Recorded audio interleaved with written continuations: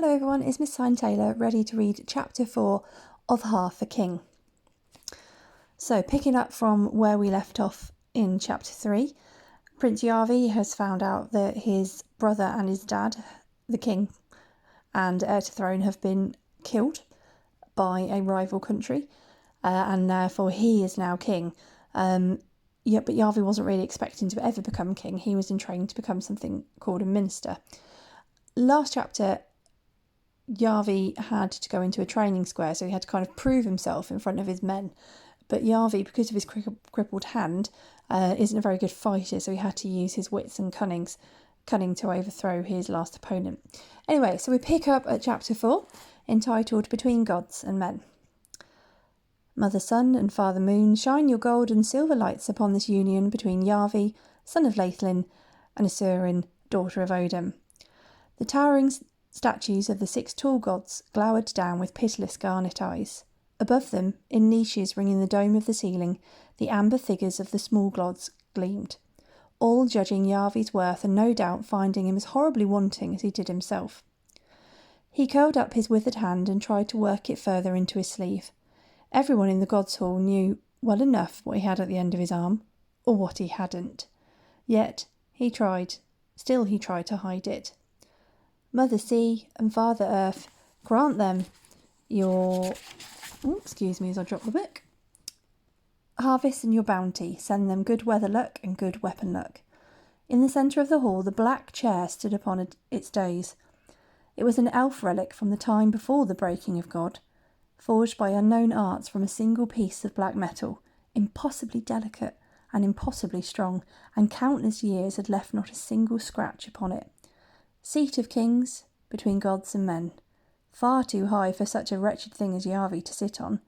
He felt unworthy even to look upon it. Mother War and Father Peace, grant them the strength to face whatever fate brings. He had expected to be a minister, to give up wife and children with hardly a thought.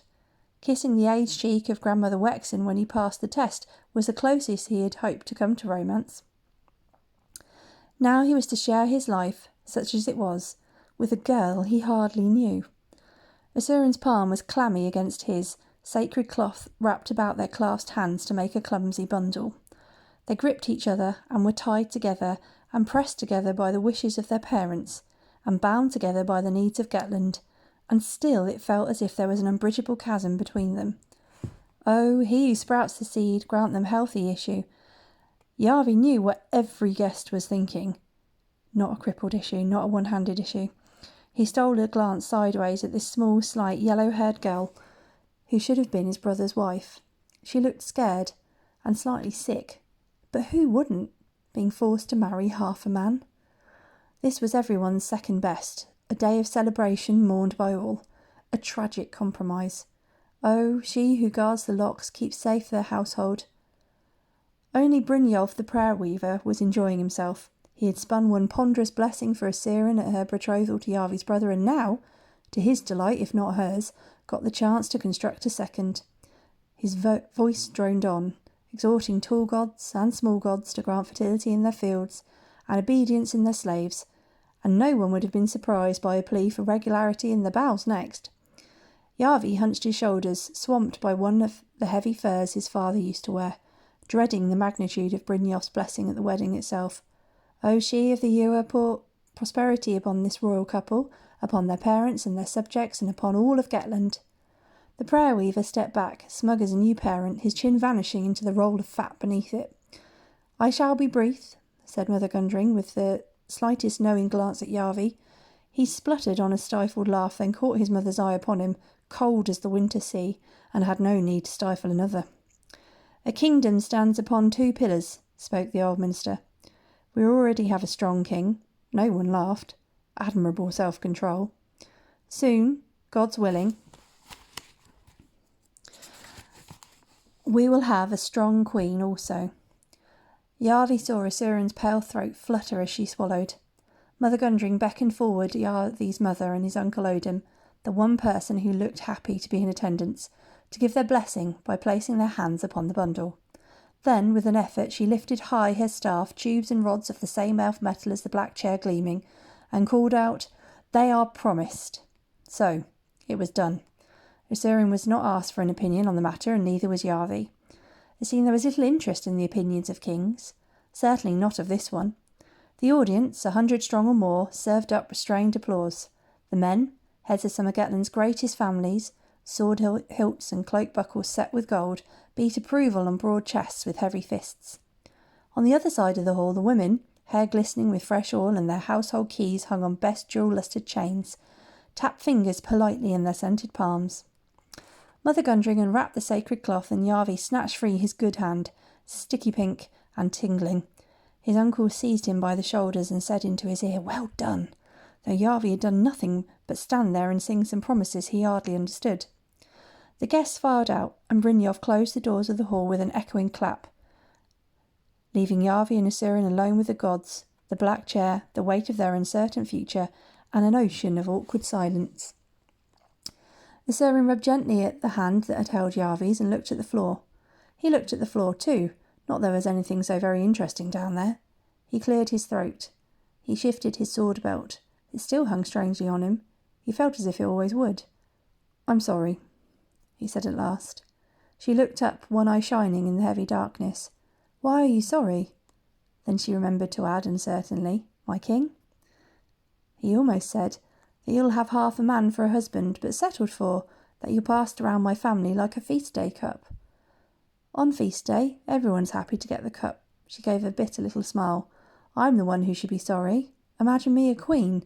And she snorted as though there was never more a foolish joke. "Imagine me a king." "You are a king." He blinked at that. He had been so fixed on his shortcomings it had never occurred she might be fixed on her own. That thought, as the misery of others often can, made him feel just a little better. "You manage your father's household." He looked down at the golden key hanging on her chest. "That's no small task. But a queen manages the business of a country. Everyone says your mother has a high art at it. Laitlin, the Golden Queen." She spoke the name like a magic spell. "They say she's owed 1,000 favours, that a debt to her is a matter for pride. They say her word is valued higher than gold among merchants, because gold may go down in worth, but her word never does. They say some traders of the far north have given up praying to the gods and worship her instead." She spoke faster and faster and chewed at her nails and tugged at one thin hand with the other, eyes opening very wide. "There's a rumour she lays silver eggs." Yarvi had to laugh. "I'm reasonably sure that one's false. But she's raised granaries and had channels dug and brought more earth under the plough, so there'll never again be a famine that forces folk to draw lots to see who must find new homes across the sea." Usurin's shoulders drifted up as she spoke until they were hunched about her ears. "And people flocked to Thorby from across the world to trade, so the city's tripled in size and split its walls, and your mother's built new walls and split them again. True, but I've heard she has a mighty scheme to stamp every coin of one weight, and these coins will pass through all the lands about the shattered sea, so that every trade will be made with her face, and make her richer even than the High King in Skenkenhouse. How will I—" Usurin's shoulders slumped, and she flicked at the key on her chest and set it swinging by its chain. "How can the likes of me—" "There's always a way." Yarvi caught Usurin's hand in his before she could get her vanishing nails to her teeth again. "My mother will help you. She's your aunt, isn't she?" "She'll help me?" Instead of pulling her hand away, she drew him closer by it. "Your father may have been a great warrior, but I rather think he was your less fearsome parent." Yarvi smiled, but he did not deny it. "You were luckier. My uncle's always as calm as still water." Usurin glanced nervously toward the door. "You don't know my father like I do." "Then I'll help you." He had held her hand half the morning, and it could have been a dead fish in his clammy palm. Now it felt like something else entirely, strong and cool and very much alive. Isn't that the point of a marriage? Not just that. She seemed suddenly very close, taper-like reflected in the corners of her eyes, teeth shining between parted lips. There was a smell to her, not sweet and not sour. He could not name it. Faint, but it made his heart jump. He did not know if he should close his eyes. Then she did, so he did, and their noses bumped awkwardly. Her breath tickled at his cheek and made his skin flush hot, frighteningly hot. Her lips just barely brushed his, and he broke away with all the dignity of a startled rabbit, caught his leg on his sword, and nearly fell over it. "Sorry," she said, shrinking back and staring at the floor. "It's me who should be sorry." For a king, Yarvi spent a great deal of his time apologising. "I'm the sorriest man in Getland. No doubt my brother gave you a better kiss. More practice, I suppose." "All your brother did was talk about the battles he'd win," she muttered at her feet. "No danger of that with me. He could not have said why he did it, to shock her, or as revenge for the failed kiss, or simply to be honest. But he held up his crooked hand, shaking his sleeve free so it was between them in all of its ugliness. He expected her to flinch, to pale, to step away, but she only looked thoughtfully at it. "Does it hurt?" "Not really. Sometimes." She reached out, then sliding her fingers around his knobbled knuckles and pressing at the crooked palm with her thumb while the breath stopped in his throat.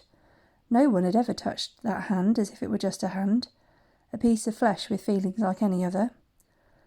"I heard you beat Keimdall in the square, even so," she said. "I only gave the order. I learned a long time ago that I'm not much good at fair fights." "A warrior fights," she said, looking at him in the eye. "A king commands." And with a grin she drew him up the dates. He went uneasily, for even though this was his hall, with every step he felt more like a trespasser. "The black chair," he muttered as they reached it. "Your chair," said Surin, and to his horror she reached out and swept her fingertips down the perfect metal of the arm with a hiss that made Yarvi's skin prickle. "Hard to believe it's the oldest thing here, made by the hands of elves before the breaking of the world." "You're interested in the elves?" he squeaked, terrified. She might make him touch it, or more awful yet, sit in it, and desperate for a distraction. "I've read every book Mother Gundring has about them," she said. Yarvi blinked. "You read?" I once trained to be a minister. I was Mother Gundring's apprentice before you, bound for a life of books and plants and soft words spoken." Oh, she never said so. It seemed they had more in common than he had imagined. "I was promised to your brother, and that was the end of it. We must do what's best for Getland." They gave much the same sigh at the same time. "So everyone tells me," said Yarvi. "We've both lost the ministry, but gained each other. And we've gained this." Her eyes shone as she gave the perfect curve of the black chair's arm one last stroke. "No mean wedding present." Her light fingertips slipped from the metal and onto the back of his hand, and he found that he very much liked having them there. "We were meant to discuss when we'll be married." "As soon as I get back," he said, voice slightly hoarse. She gave his withered hand one last squeeze, then let it fall.